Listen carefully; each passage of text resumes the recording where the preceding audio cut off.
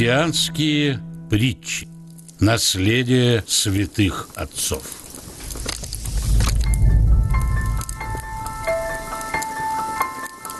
Злой дух.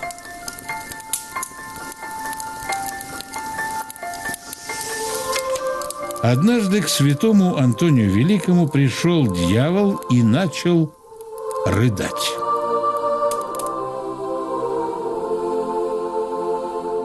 «Кто ты и что с тобой случилось?» – спросил преподобный. «Святой отец», – ответил дьявол, – «я не человек, я злой демон. Что же тебе нужно?» «Ничего более», – отвечал злой дух, – «кроме того, чтобы ты спросил Господа, примет ли он покаяние дьявола. Иди домой пока, а завтра я тебе дам ответ», – сказал святой. В тот же вечер преподобный Антоний молился Господу. «Господи, открой мне, недостойному рабу Твоему, простишь ли Ты человека, превзошедшего грехами демонов?» Антоний думал, что у него был грешник, назвавший себя демоном по смирению. Вдруг перед святым предстал ангел Божий и сказал: «Зачем ты молил Господа за дьявола? Ведь он приходил искушать тебя». «Я этого не знал», — ответил Антоний. «Почему же Господь не открыл мне этого?» «Не смущайся», — ответил ангел.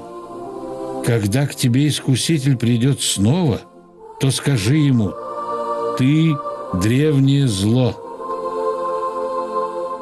ты сама гордость. Как же ты можешь принести достойное покаяние? Древнее зло не делается новым добром». Сказав это, ангел скрылся. На другой день дьявол снова явился в образе плачущего человека.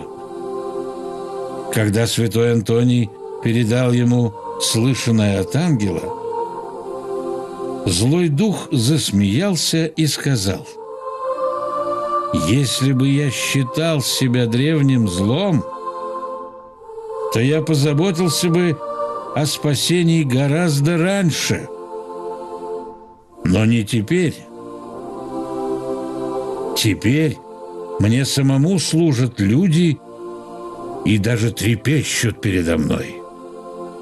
Возможно ли мне, господствующему над грешниками, сделаться ныне смиренно кающимся? Нет, нет!» Сказав это, дьявол исчез. «Да, — подумал святой Антоний, — поистине древнее зло не может сделаться добром».